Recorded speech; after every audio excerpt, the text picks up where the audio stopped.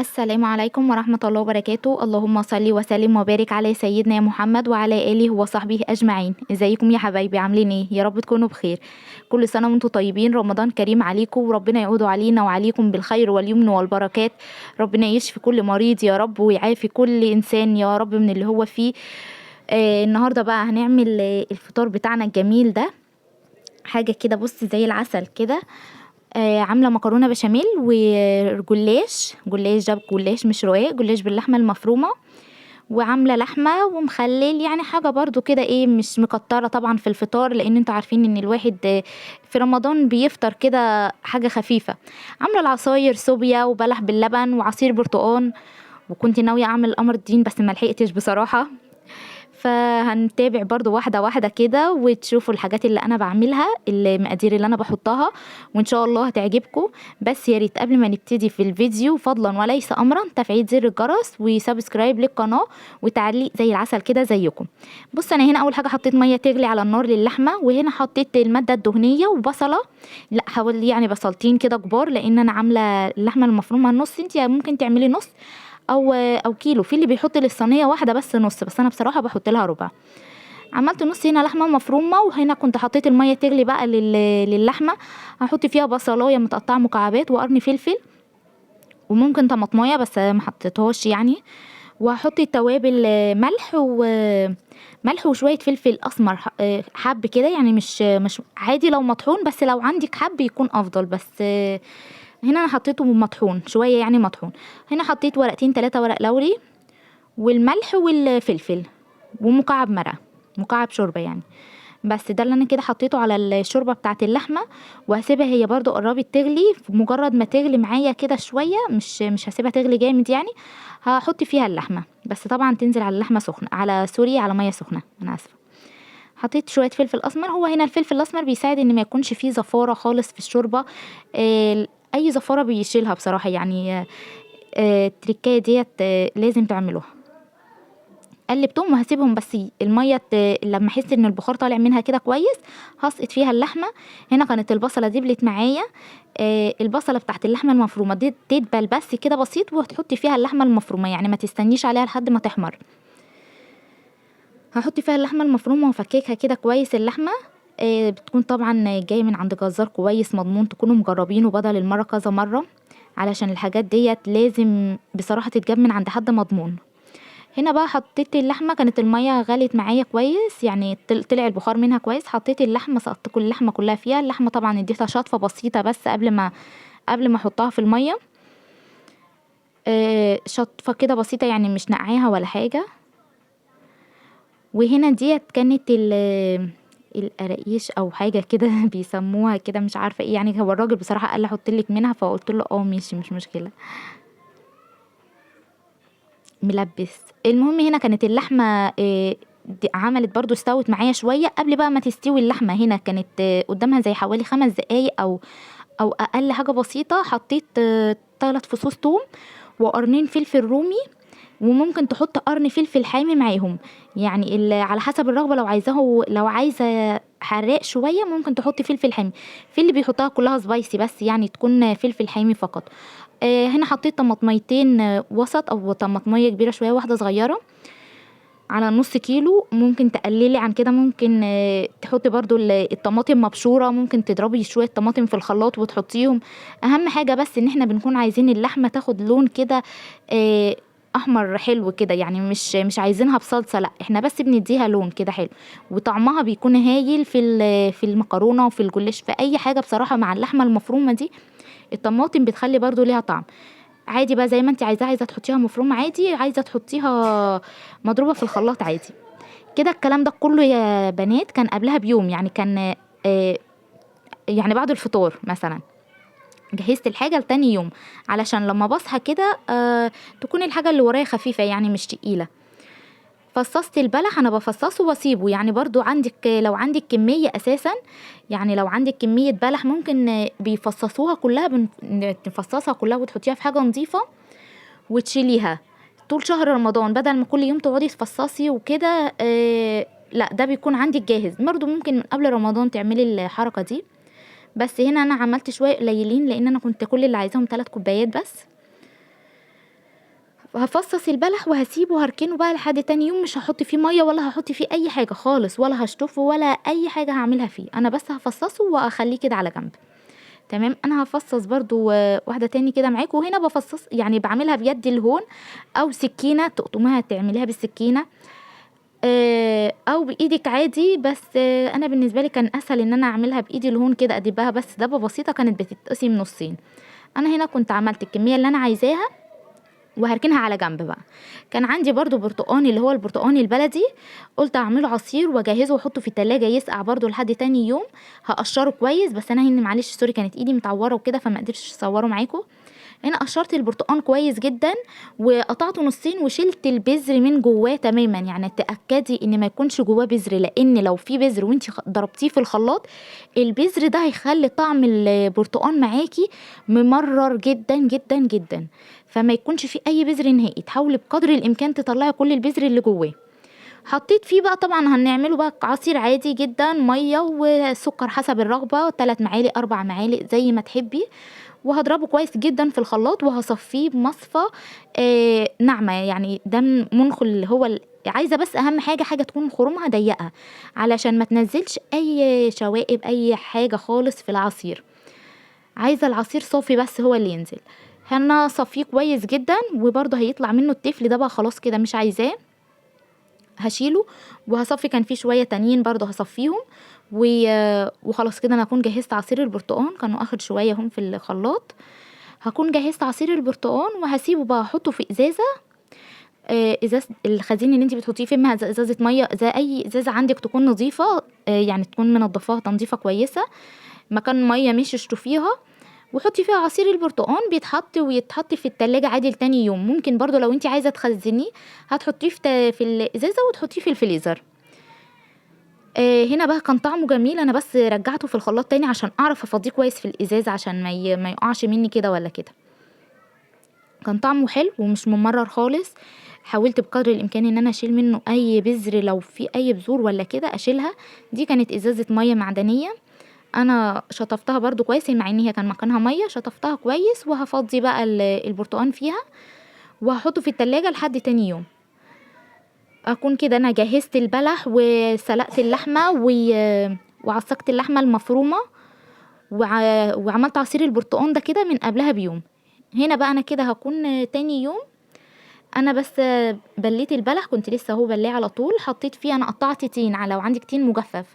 انا عملت هنا بلح وتين مجفف وحطيت فيهم شويه ميه بس يطروا شويه، البلح يطرى كده شويه. ما كانش الصبح بدري، يعني كان على بعد الظهر بكتير، على الساعه 2 كده مثلا، لان ما بياخدش وقت خالص في ان هو البلح يطرى كده ويلين شويه. حطيت هنا بقى ميه للمكرونه البشاميل، حطيت الميه وشويه ملح وشويه زيت، الزيت بس عشان ما يخليش المكرونه تلزق. يعني في مكرونه كده تيجي تطلعيها تحسي ان كله ملزق في قلب بعضه. حطيت بقى المكرونه. انا كنت اول مره بصراحه استخدم المكرونه ديت اللي هي اسمها خطيره، بس طلعت كويسه برضو في الاستخدام بتاعها، مش بتعجن ولا بتتكسر خالص ويعني هي بصراحه كويسه. كنت اول مره استخدمها وطلعت كويسه، ان شاء الله اجيب منها تاني. حطيت بقى الكميه اللي انا عايزاها على قد صينيه. حطيت كميه المكرونه اللي انا عايزاها في الميه بعد ما الميه طبعا ما غلت كويس، وحطيت فيها الميه والزيت. وبس كل دقيقتين 3 كده، يعني لا كل 5 دقايق مثلا، يعني شويه بس وتقلبي المكرونه علشان ما تسيبيهاش مش تحطيها وتسيبيها بقى خلاص، لا تقلبي بس فيها شويه عشان ما تعجنش، ما تمسكش كلها ببعض. هنا بقى هعمل البشاميل. هتحطي البشاميل السمنه اللي انت هتحطيها على قد الدقيق. مثلا هنا حطيت 4 معالق سمنه. انا كده دلوقتي 4 معالق سمنه و4 معالق دقيق، كده يطلع البشاميل مظبوط. يعني السمنه على قد الدقيق يكون مظبوط معاكي ان شاء الله. هحط كده ادي 2، ادي انا كده ايوه 2. المهم هحط كده انا حطيت السمنه والدقيق، لا كانوا 4 كده بقى نسيت اعد واحده في الاول. هحط تاني، لا هتقلبيهم كويس بس تخلي النار هاديه عليهم شويه، يعني ما تخليش النار عاليه قوي ولا هي عاليه قوي ولا هي واطيه قوي، تكون النار كويسه كده مظبوطه علشان ما يتحرقش برضو منك. هتقلبي فيهم لحد بس ما ريحه البشاميل كده تطلع، تحسي ان لونهم بقى ذهبي كده شويه، يعني هما ابيض خالص، لونهم يكون ذهبي بس شويه. لو انتوا لسه معايا هنا لحد هنا يا بنات، صلوا على النبي، اللهم صل وسلم وبارك على سيدنا محمد وعلى اله وصحبه اجمعين. انا كده هنا خلاص بقى، انا كنت سبت البشاميل اللي كان كده استوى معايا، يعني ما سبتوش كتير، حوالي يمكن 5 دقايق ده بالكتير قوي على نار هاديه هاديه هاديه يعني، حوالي 4 دقايق كده مثلا كان البشاميل اللي استوى. وهحط بقى اللبن، هننزل اللبن تدريجيا. هنا اللبن كان فيه مكعبات تلج بسيطه بس كان كله هيسيح على طول. حطيت اللبن تدريجيا، تحطي واحده واحده لحد ما القوام بتاع البشاميل يتظبط زي ما انت عايزه. طبعا القوام بتاع البشاميل ولا هو يكون خفيف خالص ولا هو يكون تقيل قوي، يعني بيكون في قوام المهلبيه مثلا كده، حاجه يعني مش سايله خالص ولا مجمده خالص، عشان ولا يطلع معاكي معجن ولا يطلع معاكي صويص كده وملهوش طعم.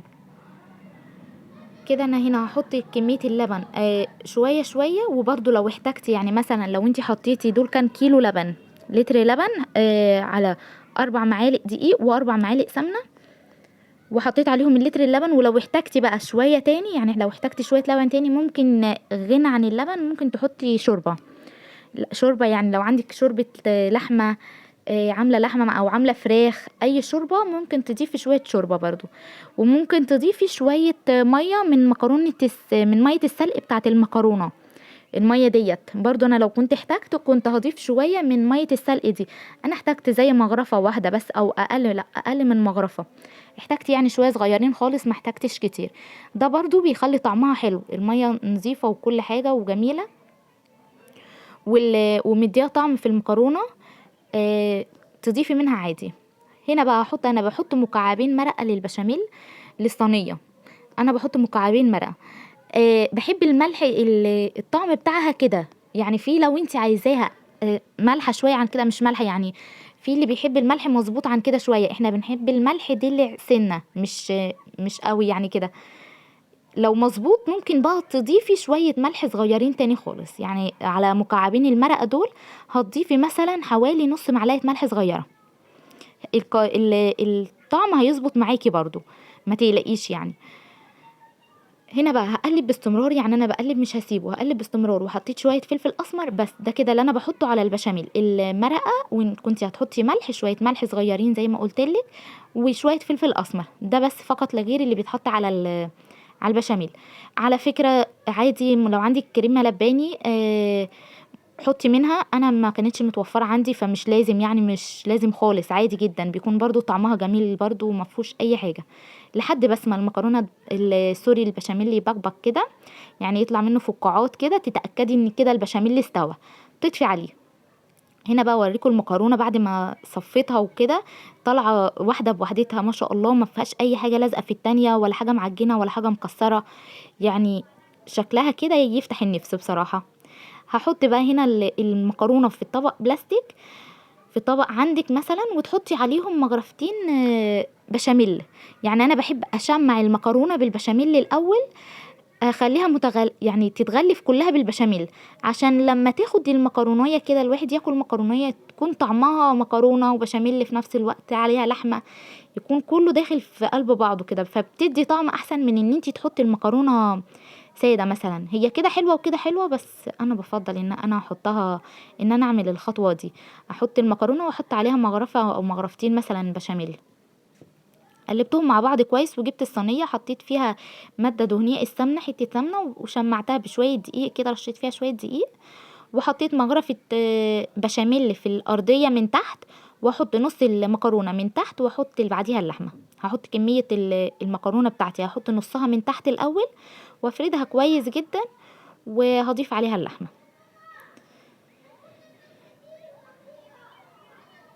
هتسويها بس اهم حاجه ما تخليش حته فيها مكرونه وحته طالعه وحته نازله، لا تساوي الصينيه كلها في سيهو واحد، و... وتظبطيها كده. وكميه كميه المكرونه التانية تكون برضو شايلاها نحطها من فوق. كده انا تمام، حطيت نص المكرونه من تحت، وهحط بقى اللحمه هفردها كويس برضو في الصينيه، بس هحاول ما ادخلهاش قوي في الاطراف، يعني ابعدها شويه عن الاطراف.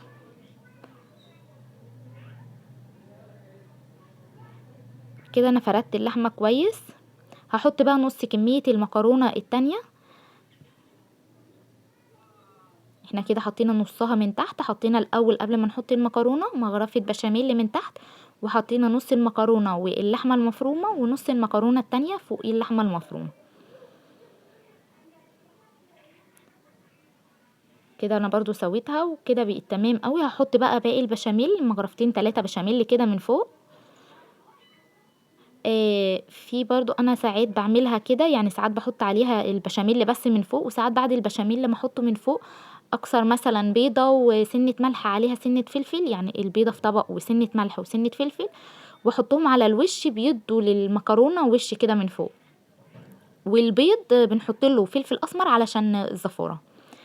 كده انا خلاص بقى خلصت المكرونه ودخلتها الفرن. كان قبل الفطار، يعني اديتها بروح ان انا اطلعها تهدى شويه لحد الفطار.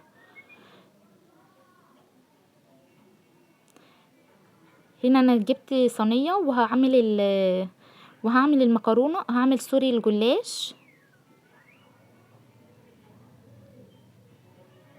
هقطعه انا هنا، بفرد الجلاشه كويس جدا. بفرد الجلاش وبقطعه على قد الصينيه، يعني بقفل الصينيه عليه، بس الصينيه الاولى كان في حاجه بس لازقه فيها فنضفتها. بفرد الصينيه كويس عليه، وبقطع على حجم الصينيه علشان ما اطبقش من هنا ومن هنا، لا بفرده على قد الصينيه بالظبط.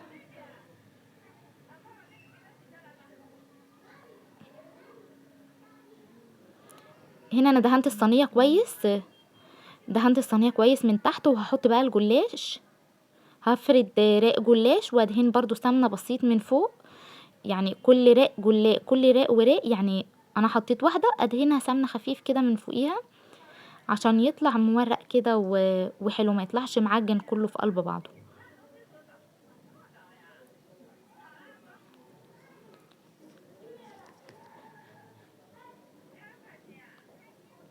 انا هنا حطيت واحده وهحط التانية. انا برضو بعد ما قسمت الجلاش هسيب الزياده اللي انا طلعتها ديت، اللي انا قطعتها من الجناب، هسيبها على جنب لاني هحتاجها.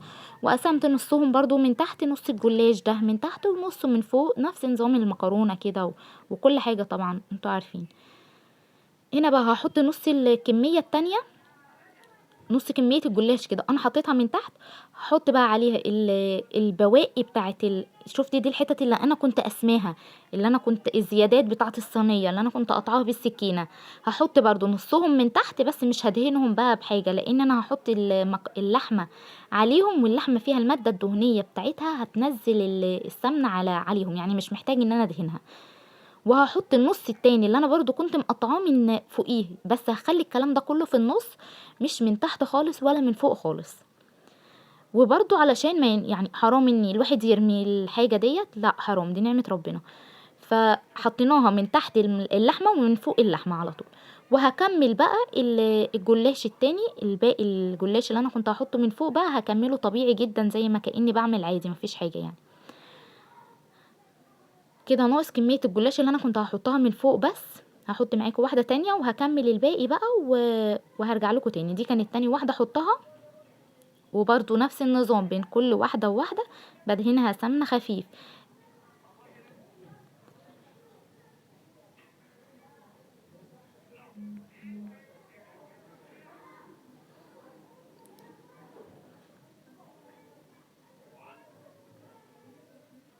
انا هنا بقى ضفت كله، يعني حطيت الجلاش كله، وبقطع الجلاش بيتقطع طبعا قبل ما بيدخل الفرن.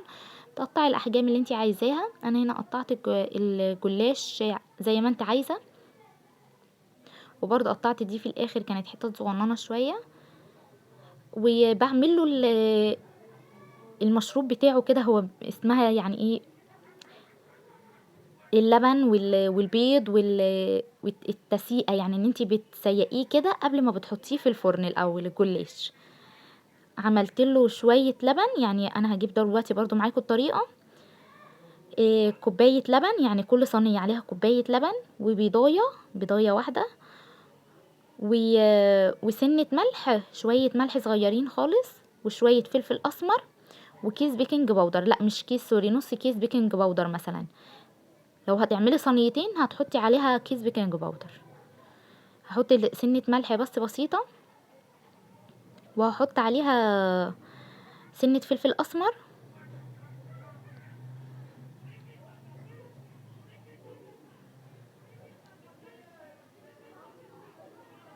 وكيس نص كيس البيكنج باودر بيخليها هشه معاكي، يعني استخدميه كده، لو ما كنتيش بتستخدميه استخدميه حطيه برضو معاهم كده، هتلاقي الجلاش طالع هش معاكي وطعمه حلو قوي. هقلب المكونات دي كويس جدا. انا طبعا كنت حاطه المكرونه في الفرن، استنيت على المكرونه قبل ما تخرج كده مثلا بنص ساعه ولا حاجه، عشان الاتنين يستووا مع بعض، احط الجلاش جنبها الاتنين يطلعوا في وقت واحد، ما فيش حاجه تكون بارده وحاجه تكون سخنه قوي والكلام ده. هنا انا قلبتهم كويس جدا وهشرب بيهم الجلاش قبل ما احطه برضو في الفرن. كل ده بيخلي الجلاش بقى طري مقرمش من بره كده شويه وطري معاكي من جوه. وبيكون طعمه جميل جدا. التسوية دي بتاعت اللبن والبيض والفلفل والملح والحاجات دي بيخلي طعمها حلو قوي كده. هنا كان الجلاش اتشرب معايا وكويس، هدخله بقى الفرن جنب المكرونه. وكنت بقى بجهز البلح. انا هنا كنت هضيف عليه شويه لبن، يعني كان في شويه ميه بلح وشويه لبن. ده كان نص كيلو لبن، ضفته على حوالي 3 كوبايات 3 كوبايات يعني هعمل 3 كوبايات بلح. وكده انا بقى اكون خلصت الدنيا البلح، والمكرونه طلعت بقى من الفرن هي ما شاء الله جميله. طبعا يا بنات انا عايزه اقول لكم ان انا المكرونه قبل ما اطلعها بشويه كده يعني بعد ما دخلتها بحوالي 10 دقايق ضفت على الوش بتاعها جبنه موتزاريلا. الجبنه الموتزاريلا بقى هي اللي مديها الوش الجميل ده، والجلاش طلع معانا وزي العسل، واللحمه كانت استوت و100 فل و10. وحطيت شويه مخلل بقى جنبهم والمشروبات. هنا بقى بص الجلاش كان طالع، انا سويته من تحت حوالي مثلا تلت ساعة كده، وولعت عليه الشواية حوالي دقيقتين، لان خلي بالك ان الشواية ممكن تحرقه في اقل من، يعني ممكن تلي في وشك تلاقيه اتحرق، فخلي بالك تكوني متابعاها. والمكرونه اخدت في الفرن حوالي ساعه او ساعه الا حاجه بسيطه خالص. هنا بقى انا كنت جهزت السوبيا بس ما عملتهاش بصراحه معاكم، والبلح انا عملته معاكم، والعصير البرتقال برضو عملته معاكم. السوبيا برضو مقاديرها سهله وبسيطه. اشوفكم على خير ان شاء الله في فيديو تاني. السلام عليكم ورحمه الله وبركاته.